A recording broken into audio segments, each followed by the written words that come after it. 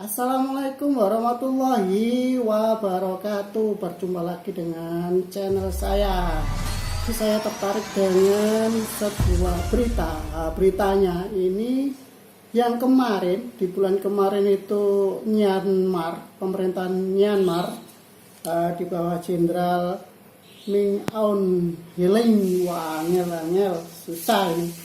Itu bilang bahwa Indonesia ya, dan ASEAN itu sebagai anjing peliharaan Amerika dan Barat. Myanmar ngamuk dan menyebut Indonesia CS alias organisasi ASEAN tampaknya bertindak sebagai anjing peliharaan bagi Amerika.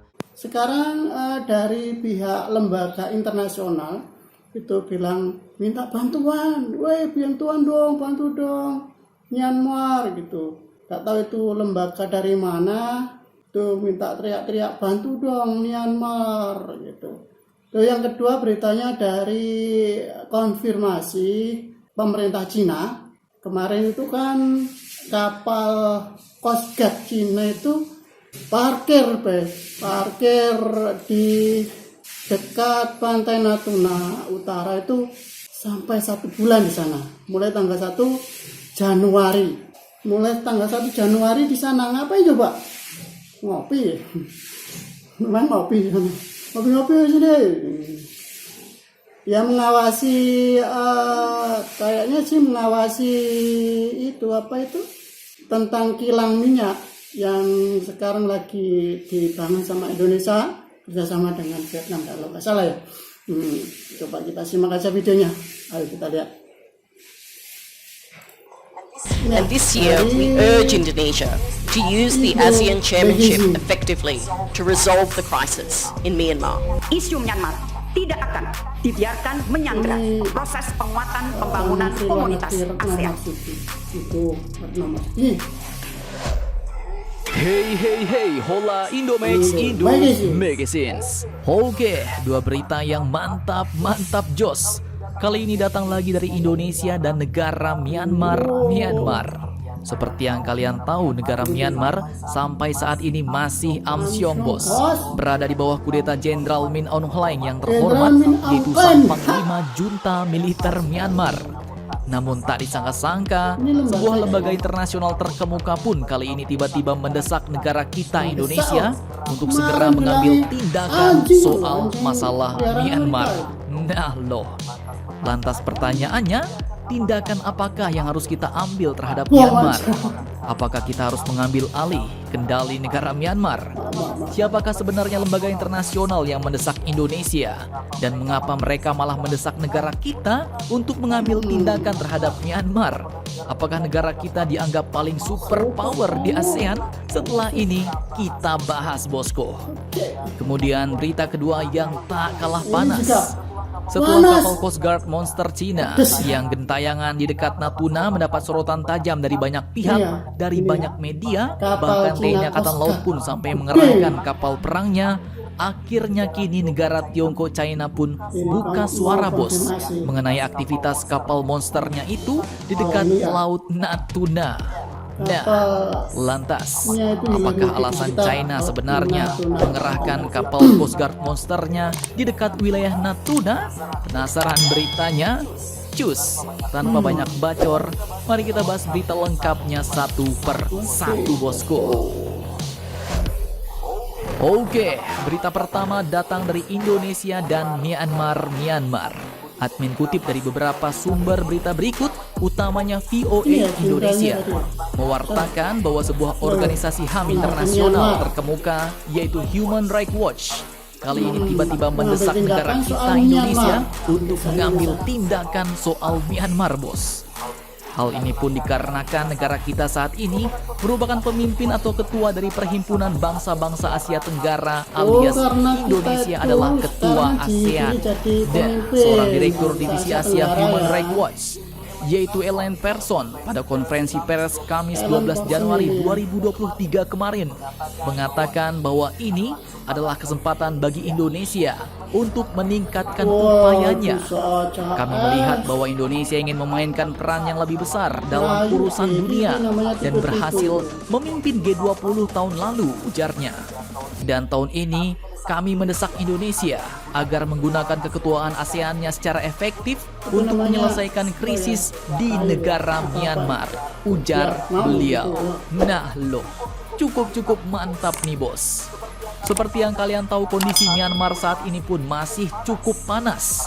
Pertempuran masih terjadi di banyak titik, terutama antara pasukan junta militer Myanmar versus kelompok bersenjata etnis tentara yang tersebar di berbagai wilayah Myanmar.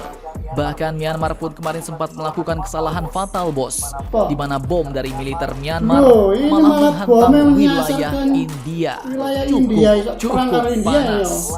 Lantas, apakah yang akan dilakukan negara kita sebagai ketua ASEAN terhadap kelakuan junta militer Myanmar ini? Lanjutkan lagi videonya sampai habis bos.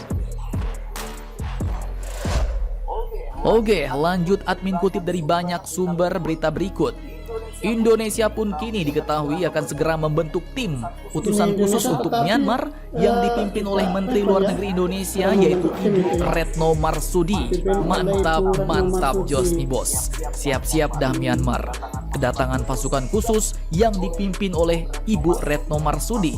Pasukan ini pun bukan pasukan militer bos, melainkan tim yang dibentuk khusus untuk membantu Ibu Retno dalam menyelesaikan krisis dan konflik khusus untuk negara Myanmar. Nah, pengiriman utusan khusus ke Myanmar ini pun sebenarnya merupakan salah satu dari 5 butir konsensus yang dikeluarkan oleh para pemimpin negara-negara ASEAN pada April 2021 lalu bos. Di mana butir-butir lainnya adalah dialog konstruktif, penghentian kekerasan, mediasi antara berbagai pihak, dan pemberian bantuan kemanusiaan. Namun sayangnya, 5 butir konsensus itu pun tidak ada yang berhasil dilakukan, dan kali ini adalah saatnya giliran Indonesia turun gunung untuk menyelesaikan masalah Myanmar. Nah, peneliti ASEAN di Badan Riset dan Inovasi Nasional atau BRIN, yaitu Bapak Pandu Prayoga pun menyarankan agar tim utusan khusus ASEAN untuk Myanmar itu diisi oleh sejumlah diplomat dan menteri luar negeri senior yang berpengalaman bos. Dan jika tim sudah dibentuk, maka hal pertama yang harus dilakukan adalah koordinasi dan konsolidasi internal untuk membagi tugas sesuai keahlian masing-masing anggota tim utusan khusus tersebut. Mantap Jos. Ini Jenderal Min Aung Hlaing sepertinya akan berhadapan langsung dengan Sri Kandi hebat asal Indonesia, yaitu Ibu Retno Marsudi. Mari kita doakan semoga usaha Indonesia untuk mendamaikan negara Myanmar kali ini berhasil ya bos. Amin. Oke, kemudian berita kedua yang cukup panas. Seperti yang kalian tahu, kapal Coast Guard China baru-baru ini terus bergentayangan di dekat Natuna bos. Namun masih dalam posisi yang tidak melanggar, di mana mereka cuma berlayar warawiri di wilayah ZEE Indonesia, namun tidak sampai masuk ke dalam wilayah NKRI. Tapi jika sempat melanggar, admin yakin bos, TNI Angkatan Laut kita pasti akan langsung bertindak tegas. Nah, berita terbarunya kali ini China pun akhirnya buka suara mengenai kapal Coast Guard-nya tersebut. Dikutip dari Tempo.co, saat dihubungi Tempo Senin 16 Januari 2023 kemarin, salah satu juru bicara kedutaan China yang tak mau menyebutkan namanya itu mengatakan bahwa kapal penjaga pantai China katanya berlayar di wilayah laut yang memiliki yurisdiksi China.